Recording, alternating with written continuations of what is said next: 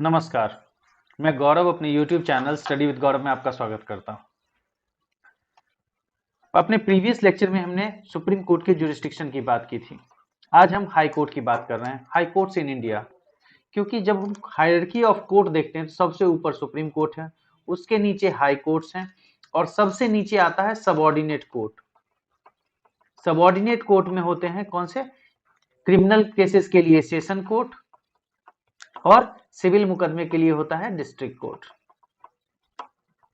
ठीक है, ये दोनों डिस्ट्रिक्ट लेवल पे होते हैं। तो आज हम हायरार्की ऑफ कोर्ट्स में हाई कोर्ट्स इंडिया में कैसे बने, कैसे उनका प्रचलन हुआ और कॉन्स्टिट्यूशनल प्रोविजन क्या कहता है, साथ ही उनके जुरिस्डिक्शन क्या है, क्षेत्राधिकार क्या है। तो सबसे पहले जहां तक कि हमें पता है कि 1773 में जब रेगुलेटिंग एक्ट आया था ब्रिटिश रूल के अंदर, तो उसमें एक सुप्रीम कोर्ट कलकत्ता में बनाया गया था। ठीक है, उसी के बाद 1860 में हमारा आईपीसी आता है। 1860 में इंडियन पीनल कोड लागू होता है और उसके बाद इंडियन हाई कोर्ट एक्ट 1861 के अंतर्गत, ठीक है, 3 हाई कोर्ट्स बनाए जाते हैं। और कहां कहां? वो तीनों थे प्रेसिडेंसी जो स्टेट्स थे, प्रेसिडेंसी टाउन थे, जैसे कलकत्ता, बॉम्बे एंड मद्रास। 1862 में यहां पे बन गए। नेक्स्ट इसी सीरीज में 1866 में हाई कोर्ट बनाया गया इलाहाबाद में। तो जो पीसीएस की तैयारी कर रहे हैं तो उनसे कई बार सवाल पूछे जा सकते हैं कि हाई कोर्ट्स कौन से कब बने। जैसे बिहार पटना हाई कोर्ट है, पटना हाई कोर्ट 1916 में बन के तैयार हुआ था। ठीक है, पटना हाई कोर्ट। तो इसी तरह से 1866 में इलाहाबाद हाई कोर्ट बना। तो कॉन्स्टिट्यूशन क्या कहता है हाई कोर्ट के बारे में? तो आर्टिकल 214 जो कॉन्स्टिट्यूशन का है वो कहता है कि there shall be high court for every state. But parliament को आर्टिकल 231 में पावर दिया गया कि वो एक ही हाई कोर्ट का जुरिस्डिक्शन 2 या 2 से अधिक स्टेट्स या फिर स्टेट्स और यूनियन टेरिटरी में एक्सटेंड कर सकती है। ठीक है, तो जब स्टेट रीऑर्गेनाइजेशन होता है 1956 में, स्टेट रीऑर्गेनाइजेशन एक्ट पास किया जाता है और स्टेट रीऑर्गेनाइजेशन एक्ट पास करने के बाद जब 7th कॉन्स्टिट्यूशनल अमेंडमेंट एक्ट होता है, जिसमें पहले भी हमने बात की थी कि ऑथराइज किया गया था कि एक गवर्नर को 2 या 2 से अधिक स्टेट्स का भी गवर्नर बनाया जा सकता है। ठीक है, तो उसी 7th कॉन्स्टिट्यूशनल अमेंडमेंट एक्ट में एक प्रोविजन ये भी था कि parliament can establish high court for 2 और मोर स्टेट्स और यूनियन टेरिटरीज।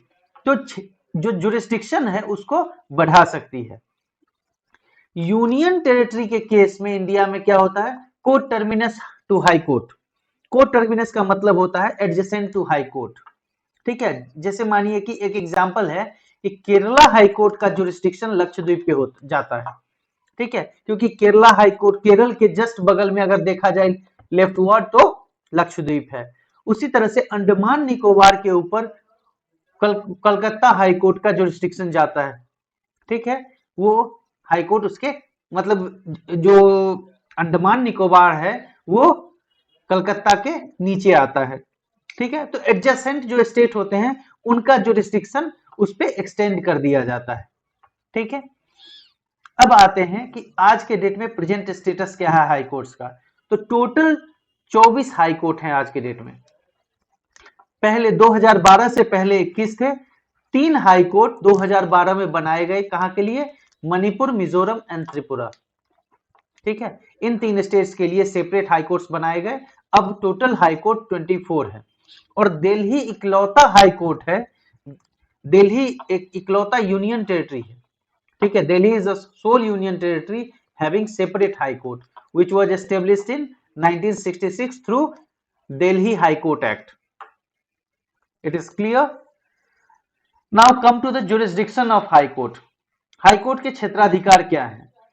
तो देखते हैं कि हाई कोर्ट का जुरिस्डिक्शन जो है वो कहां कहां से डिराइव होता है। तो सबसे पहले तो कॉन्स्टिट्यूशन, चूंकि लॉ ऑफ द लैंड है constitution.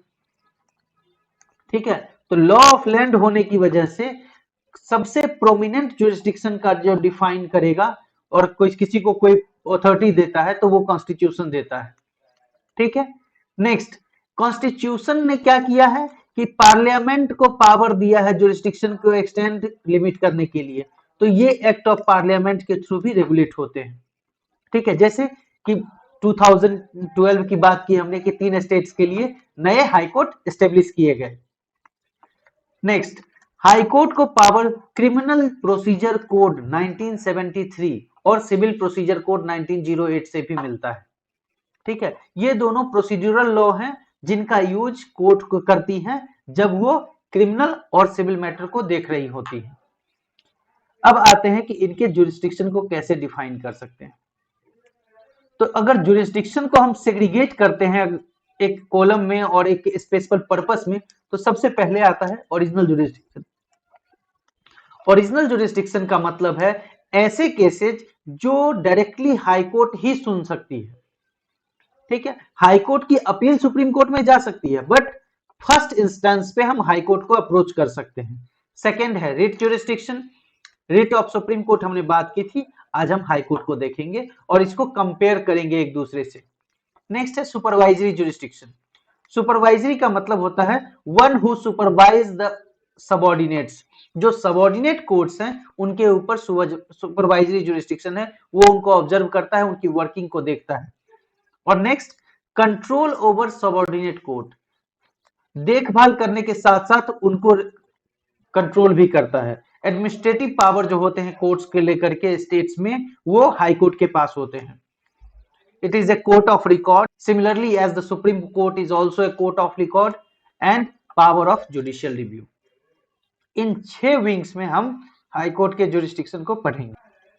Move to original jurisdiction. Original jurisdiction में देखा जाए अगर हाई कोर्ट के लिए, तो जो एमपीज और एमएलए का इलेक्शन डिस्प्यूट है, ठीक है, इलेक्शन डिस्प्यूट सारे डायरेक्टली हाई कोर्ट द्वारा सॉल्व किए जाते हैं। ऑल्दो आर्टिकल 323 बी 323 और 323 ए और बी, 323 ए बात करता है सेंट्रल एडमिनिस्ट्रेटिव ट्रिब्यूनल का और 323 बी बात करता है अदर ट्रिब्यूनल्स का। तो जो ट्रिब्यूनल्स बनाए जाने थे स्पेशल पर्पस के लिए, ठीक है, वो किसी भी कोर्ट को इलेक्शन डिस्प्यूट सॉल्व करने से बार करता है, मना करता है, रिस्ट्रिक्ट करता है। लेकिन सुप्रीम कोर्ट ने Chandra Kumar versus union of India case 1997 इसमें कहा कि जब तक ट्राइब्यूनल एस्टेब्लिश नहीं हो जाते हैं तब तक ये सारे मामले जो होंगे इलेक्शन डिस्प्यूट के, वो हाई कोर्ट के रिट जुरिस्डिक्शन के अंदर होंगे और हाई कोर्ट उनको सुन के उस पर फैसला दे सकती है। नेक्स्ट आता है matter related to admiralty. Admiralty का मतलब होता है case related to maritime dispute. जैसे अभी रिसेंटली जब इटली के जो 2 सोल्जर्स थे जिन्होंने इंडियन मछुआरे को मार दिया था, तो केस कहां गया था सबसे पहले? केरला हाई कोर्ट में, ठीक है। तो हाई कोर्ट के पास जो है ओरिजिनल जुरिस्डिक्शन होता है और appellate jurisdiction obviously supreme court के पास जाएगा। विल का मतलब होता है जब कोई व्यक्ति अपनी संपत्ति को अपनी इच्छा से डॉक्यूमेंट के थ्रू नेक्स्ट किसी को ट्रांसफर करता है। मैरिज, डिवोर्स, कंपनी लॉ और कंटेम्प्ट ऑफ कोर्ट। अब देखिए कंटेम्प्ट ऑफ कोर्ट का सुप्रीम कोर्ट भी करता है, लेकिन यहां पे हमने ओरिजिनल जुरिस्डिक्शन में लिया है। ओरिजिनल इसीलिए कि अगर लोअर कोर्ट में भी, डिस्ट्रिक्ट कोर्ट में भी अगर कहीं कंटेम्प्ट ऑफ कोर्ट होता है तो मैटर हियर किया जाएगा हाई कोर्ट के द्वारा। हाई कोर्ट के पास ओरिजिनल जुरिस्डिक्शन है, ठीक है, किसी भी कंटेम्प्ट ऑफ कोर्ट को सुनने का। सुप्रीम कोर्ट क्या करती है, या तो अपील जाएगा हाई कोर्ट से सुप्रीम कोर्ट में तब वो सुनेगी, या फिर सुप्रीम कोर्ट में अगर कंटेम्प्ट ऑफ कोर्ट होता है तो उसको वो सुनती है, ठीक है। तो कंटेम्प्ट ऑफ कोर्ट के केसेस में ओरिजिनल जुरिस्डिक्शन अगर किसी लोअर कोर्ट में होता है तो किसके पास है? हाई कोर्ट के पास। डिस्ट्रिक्ट कोर्ट्स इसको सुन नहीं सकती हैं, ना ही उसको सॉल्व कर सकती हैं।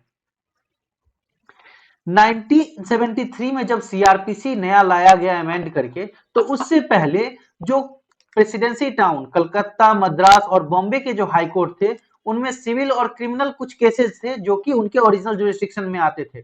बट सीआरपीसी ने क्या किया कि उनको वहां से हटा दिया, ताकि अब जो है सो पार्लेंस में सभी हाई कोर्ट जो है सिमिलर फुटिंग पे आ जाए क्रिमिनल और सिविल मामलों में। ठीक है, come to next, appellate jurisdiction. Appellate jurisdiction का मतलब होता है कि निचली अदालत से उसके फैसले के खिलाफ ऊपर जाकर के अपील करना। ठीक है, तो अपीलेट जुरिस्डिक्शन में सारे मामले सिविल और क्रिमिनल दोनों ही केसेस के लिए, ठीक है, हाईकोर्ट के पास अपीलेट जुरिस्डिक्शन है सुनने का। इसमें क्या होता है कि सबऑर्डिनेट कोर्ट हो या ट्राइब्यूनल्स हो, दोनों ही के जो अपील होंगे वो जाएंगे कहां, हाई कोर्ट में। अब इसमें एक क्वेश्चन आता है कि फर्स्ट अपील और सेकंड अपील, सिविल केसेस के केस में जो फर्स्ट अपील होती है वो क्वेश्चन ऑफ लॉ और क्वेश्चन ऑफ फैक्ट दोनों पे होता है। क्वेश्चन लॉ ऑफ लॉ होने का मतलब कि in dispute there is some legal provision which require interpretation, कोई ऐसा कानूनी प्रावधान है जिसकी व्याख्या जरूरी है। और क्वेश्चन ऑफ फैक्ट का मतलब होता है कि जो बातें नहीं रखी जा सकी या रखी जा सकी उसका सही से उस पर सुनवाई नहीं हुई, दोनों ही मामलों में फर्स्ट अपील में हाई कोर्ट के पास जुरिस्डिक्शन जा सकता है। लेकिन सेकेंड अपील जो होगा वो केवल क्वेश्चन ऑफ लॉ पे होगा, वहां पे फैक्ट नहीं होंगे। इसी तरह जब हम आते हैं हाई कोर्ट के क्रिमिनल जुरिस्डिक्शन पे, अपीलेट जुरिस्डिक्शन में, तो हाई कोर्ट क्या करेगा कि अपील सुनता है किसका, सेशन और एडिशनल जज के कोर्ट का। इट मींस अगर अगर दूसरी भाषा में कहें, आसान शब्दों में कहें, तो डिस्ट्रिक्ट लेवल पे जो क्रिमिनल कोर्ट्स हैं उनका अपील जाता है हाई कोर्ट में। और पनिशमेंट का जो रिक्वायरमेंट है वो दो है। एक क्या है कि 7 साल से अधिक की सजा हो तो अपील हाई कोर्ट में जाएगी, अर्थात डिस्ट्रिक्ट कोर्ट, सेशन कोर्ट जो हैं उनको 7 साल तक की सजा देने का प्रावधान है, पावर है। और दूसरा, ऑल्दो वो पनिशमेंट सारे दे सकते हैं, लेकिन अगर 7 साल से ऊपर है तो वो चला जाएगा कहां, हाई कोर्ट में अपील में। और अगर सेशन कोर्ट किसी को डेथ पेनाल्टी देती है, ठीक है, अगर मृत्यु दंड देती है, तो उस केस में उसका मृत्यु दंड तभी एग्जीक्यूट किया जाएगा, तभी अमल में लाया जाएगा जबकि हाईकोर्ट उस पर अपनी कंफर्मिटी देगा। बिना हाईकोर्ट की कंफर्मिटी के सेशन कोर्ट के द्वारा दिया गया जो डेथ पेनाल्टी है उसको इंप्लीमेंट नहीं किया जा सकता। यह है appellate with criminal jurisdiction. Come to writ jurisdiction.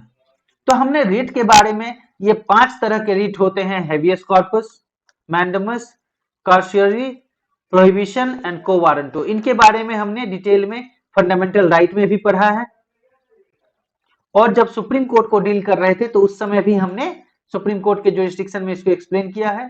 तो अगर किसी का छूट गया है, they can go back and get the information from fundamental rights and jurisdiction of supreme court. High court इन पांचों पे, ठीक है, पांचों तरह के रूट हाई कोर्ट भी इशू कर सकता है आर्टिकल 226 के अंदर। अब एक क्वेश्चन आता है कि इनके पास डिफरेंस क्या है, हाई कोर्ट और सुप्रीम कोर्ट के जो पावर्स हैं आर्टिकल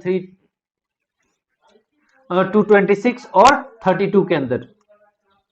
ये देखिए, सुप्रीम कोर्ट के पास आर्टिकल 32 में फंडामेंटल राइट और 139 के अंदर रिट इशू करने का पावर है। अब अंतर क्या है दोनों में, तो एक होता है जुरिस्डिक्शन टेरिटोरियल, ठीक है, क्षेत्र के आधार पे। तो हाई कोर्ट का जो टेरिटोरियल जुरिस्डिक्शन होगा वो सिर्फ उसके जुरिस्डिक्शन तक होगा, ठीक है, लेकिन सुप्रीम कोर्ट का केस में क्या होगा, ऑल इंडिया, एंटायर इंडिया, इस पे लागू होगा। तो ये टेरिटोरियल जुरिस्डिक्शन जो हाई कोर्ट का है वो क्या होगा, कम होगा सुप्रीम कोर्ट से। लेकिन रिट जुरिस्डिक्शन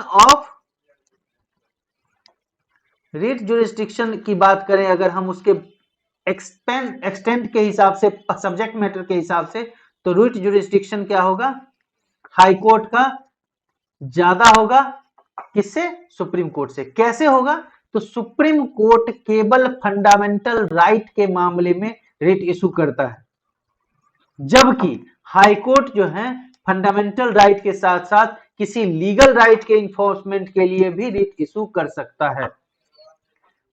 दूसरा अंतर क्या है कि सुप्रीम कोर्ट में अगर आपका फंडामेंटल राइट वायलेट होता है तो सुप्रीम कोर्ट को मैंडेटरी है कि वो उसके इन्फोर्समेंट के लिए रिट जारी करे, बट हाई कोर्ट के लिए ये डिस्क्रिशन पे है। हाई कोर्ट पहले सेटिस्फाई होगा तभी वो रिट जारी करेगा, वो भी आपका राइट नहीं है, ये हाई कोर्ट की इच्छा पर आधारित है।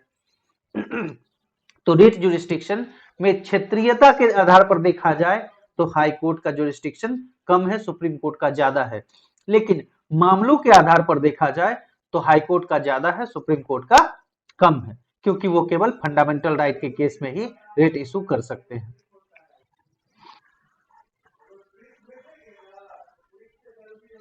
Now move to supervisory jurisdiction.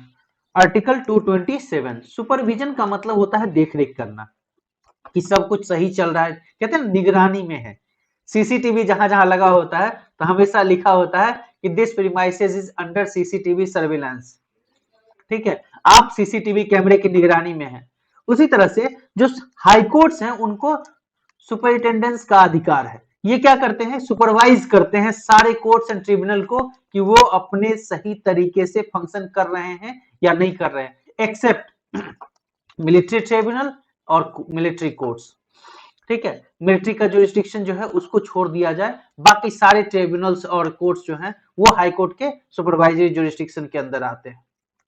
और control over high subordinate court कैसे है, तो जो हाई कोर्ट के ऑफिसर्स हैं उन सब का अपॉइंटमेंट कौन करता है, हाई कोर्ट खुद करता है। उसके बाद उनकी अपॉइंटमेंट, ट्रांसफर, प्रमोशन, पोस्टिंग सब कुछ कैसे किया जाता है, जो सेशन कोर्ट के जज हैं, session court and additional session जज, इन दोनों का जो अपॉइंटमेंट होता है ये कैसे होता है, गवर्नर के द्वारा किया जाता है, जो हम अभी अपने नेक्स्ट लेक्चर में देखेंगे कि सबऑर्डिनेट कोर्ट्स कैसे होते हैं, उनके क्या फंक्शन होते हैं, उनके क्या प्रोविजंस होते हैं। यहाँ पे बस इतना समझिए कि उनका अपॉइंटमेंट गवर्नर के द्वारा किया जाता है, but with consultation of high court. और ये बाकी जितने भी ऑफिसर्स हैं, जुडिशियल ऑफिसर मतलब एडिशनल सेशन जज के नीचे के जितने भी ऑफिसर्स होते हैं जुडिशियल ऑफिसर, उन सब का अपॉइंटमेंट, पोस्टिंग, प्रमोशन, ट्रांसफर, ये सब क्या कौन करता है, हाई कोर्ट करता है, ठीक है। और हाई कोर्ट के पास पावर है कि वो किसी भी केस को विड्रॉ कर सकता है निचली अदालत से। विड्रॉ करने का मतलब कि केस को अपने पास ले लिया, अगर मान उस हाई कोर्ट को लगता है कि इसमें क्वेश्चन ऑफ लॉ जो है वो रिक्वायर्ड है और इंटरप्रिटेशन रिक्वायर्ड है कॉन्स्टिट्यूशन का, तो वो क्या करती हैं, निचली अदालत से केस को अपने पास ले लेती हैं। अब उनके पास दो ऑप्शन है, या तो उस क्वेश्चन को इंटरप्रेट करके और इंटरप्रिटेशन के साथ केस को फिर से निचली अदालत में भेज दें, या फिर उस केस की सुनवाई खुद ही कर दे। और जो हाईकोर्ट के लॉज हैं, जो बनाए गए लॉज हैं, वो सारे क्या होंगे, उसके जुरिस्डिक्शन, जो टेरिटोरियल क्षेत्रीय जो क्षेत्राधिकार है उसके अंदर जितने भी कोर्ट हैं सब पर बाइंडिंग होते हैं।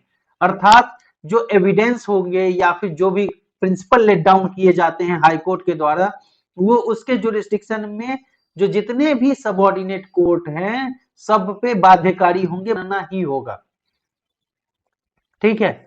लेकिन अपने टेरिटोरियल जुरिस्डिक्शन में उससे बाहर क्या होता है, वो मानना बाध्यकारी नहीं होगा। Now come to court of record, article 215 के अंदर। तो कोर्ट ऑफ रिकॉर्ड का मतलब होता है कि सारे जजमेंट और जितने भी डॉक्यूमेंट्स होते हैं उन सबको क्या करता है, प्रिजर्व करके रखता है, और वो सारे निचली अदालतों में बाइंडिंग होते हैं। और दूसरा, कंटेम्प्ट ऑफ कोर्ट के लिए पनिश कर सकता है, जैसा कि सुप्रीम कोर्ट भी कर सकती थी, और सुप्रीम कोर्ट को भी अपने सारे जजमेंट ये सब जो जितने भी हैं उनको प्रिजर्व करना पड़ता है, तो रिकॉर्ड करके रखते हैं, इसलिए कोर्ट ऑफ रिकॉर्ड है। और उनकी एविडेंसरी वैल्यू क्या है, बाइंडिंग होती है सारे कोर्ट्स के जो कि उसके क्षेत्रीय क्षेत्राधिकार के अंदर आते हैं, ठीक है। लास्ट आता है पावर ऑफ जुडिशियल रिव्यू। अब जुडिशियल रिव्यू के बारे में हमने देखा कि सुप्रीम कोर्ट जुडिशियल रिव्यू करती है, इसी तरह हाई कोर्ट को भी पावर है by being a constitutional court, संविधान द्वारा प्रदत्त कोर्ट होने के कारण इनको भी रिट जुरिस्डिक्शन के अंदर क्या है, पावर दिया गया है, किसका का, जो कोई भी एक्ट होता है उसकी कॉन्स्टिट्यूशनल रिव्यू का, कि whether the document is constitutionally valid और नॉट। सही तरीके से बनाया गया है या नहीं।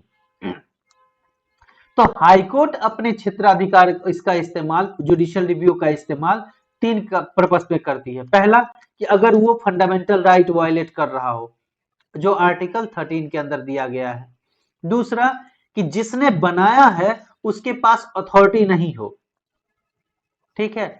और तीसरा कि वो किसी कॉन्स्टिट्यूशनल प्रोविजन के अगेंस्ट जा रहा हो। तो तीनों ही केस में हाईकोर्ट को भी जुडिशियल रिव्यू करने का अधिकार है। अब इसमें एक ट्विस्ट क्या आता है कि 42nd कॉन्स्टिट्यूशनल अमेंडमेंट एक्ट 1976, जिसको कि मिनी कॉन्स्टिट्यूशनल रिफॉर्म भी कहते हैं,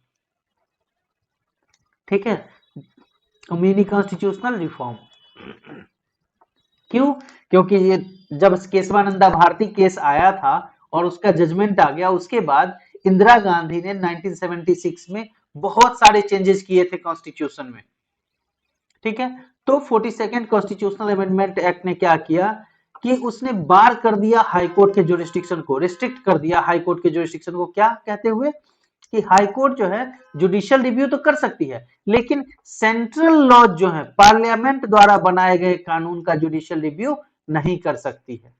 बट फर्दर क्या हुआ कि 1977 में जब 43rd कॉन्स्टिट्यूशनल अमेंडमेंट एक्ट लाया गया तो इसके पावर को फिर से रिस्टोर कर दिया गया। प्रेजेंट स्टेटस ये है कि हाई कोर्ट किसी भी कानून का जुडिशियल रिव्यू करने के लिए स्वतंत्र है। अब एक इसमें सुप्रीम कोर्ट और हाई कोर्ट दोनों को हमने समझ लिया। अब समझना यह है कि आर्टिकल 50 कहता है कि independence of judiciary from executive. Next, Keshavananda Bharati case के बाद जब जुडिशियल इंटरप्रिटेशन की बात होती है या फिर NJAC case, national judicial appointment commission का जो केस था, उस केस में भी क्या हुआ कि इंडिपेंडेंस ऑफ जुडिशरी को ही सिक्योर करने के लिए इस एक्ट को सुप्रीम कोर्ट ने नल एंड वॉइड डिक्लेयर कर दिया। तो इसका मतलब है कि जुडिशियल इंडिपेंडेंस रिक्वायर्ड है। तो सवाल यह आता है कि क्या जुडिशियरी को इंडिपेंडेंट रखना चाहिए?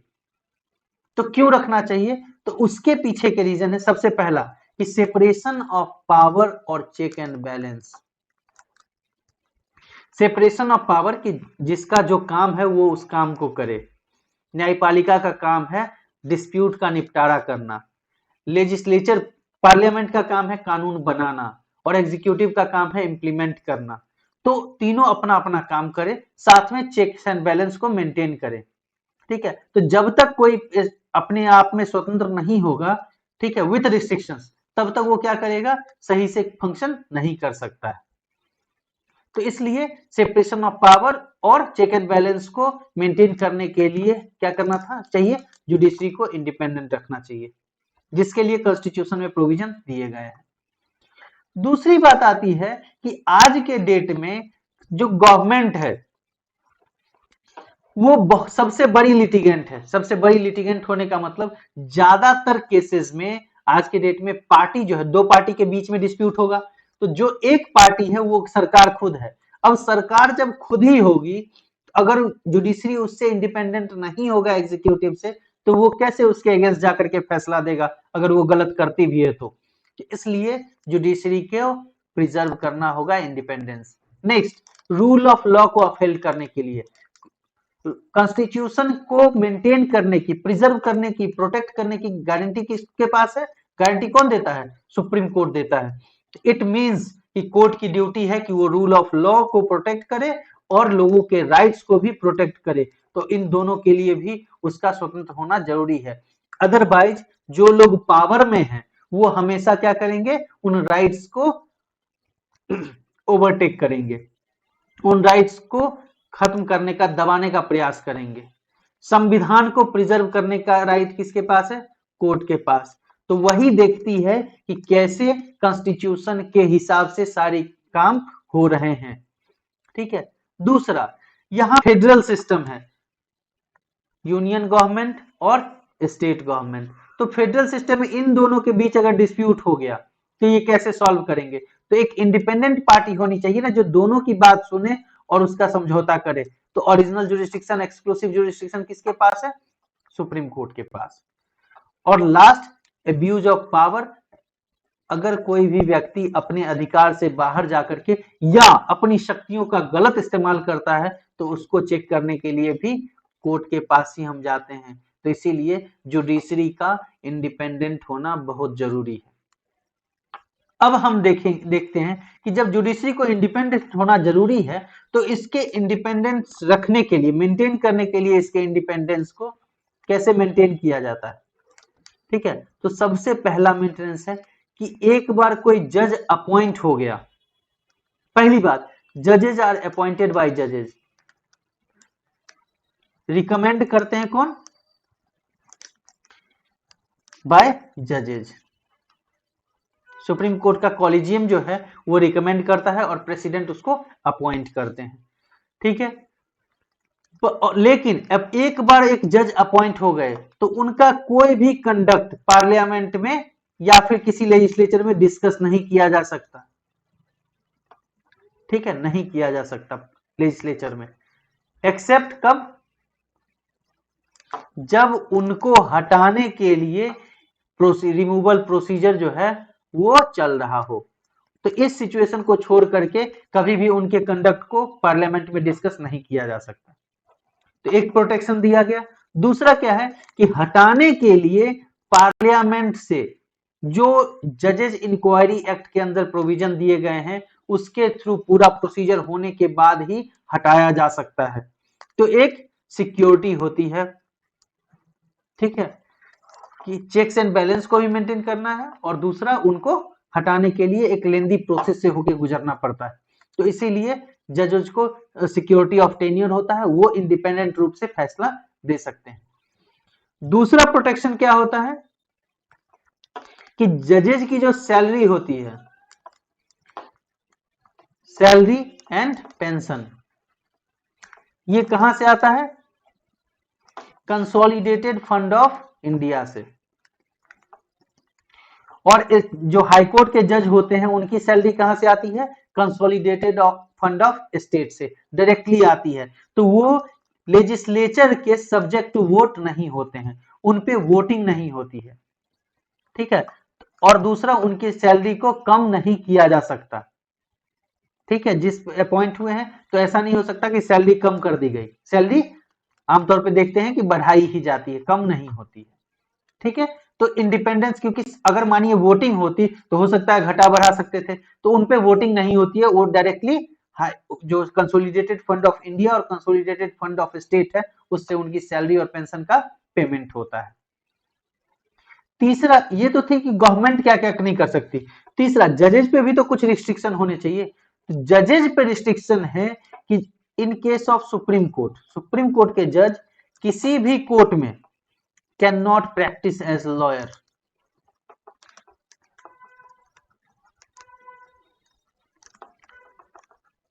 ठीक है, किसी भी कोर्ट में सुप्रीम कोर्ट के जज इंडिया में प्रैक्टिस नहीं कर सकते।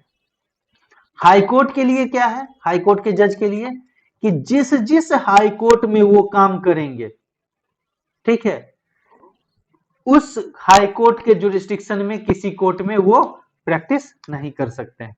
तो उनके पास ऑप्शन होता है कि जहां काम नहीं करें उस हाई कोर्ट में प्रैक्टिस करें या फिर सुप्रीम कोर्ट में प्रैक्टिस करें, लेकिन जहां जहां वो काम करेंगे वहां पे प्रैक्टिस नहीं कर सकते। तो इस तरह से हाई कोर्ट के और सुप्रीम कोर्ट के जजेस के टेन्योर को इंडिपेंडेंट रखने के लिए कॉन्स्टिट्यूशनली प्रोविजन दिए गए हैं, जिससे उनकी इंडिपेंडेंस भी सिक्योर होती है और वो खुलकर इंडिपेंडेंट रूप से अपने शक्तियों का इस्तेमाल करते हुए न्यायिक निपटारा करते हैं। This is all about the jurisdiction of High Court and security of their independence. अपने नेक्स्ट लेक्चर में हम बात करेंगे सबऑर्डिनेट कोर्ट्स के बारे में कि सबऑर्डिनेट कोर्ट्स का स्ट्रक्चर क्या है, उसके बारे में कॉन्स्टिट्यूशनल प्रोविजंस क्या हैं और उनके क्षेत्राधिकार क्या हैं, what are the jurisdiction they have. This is all for today. Thank you so much. Thanks for watching. If you have any confusion, you can ask me in comment. Thank you so much.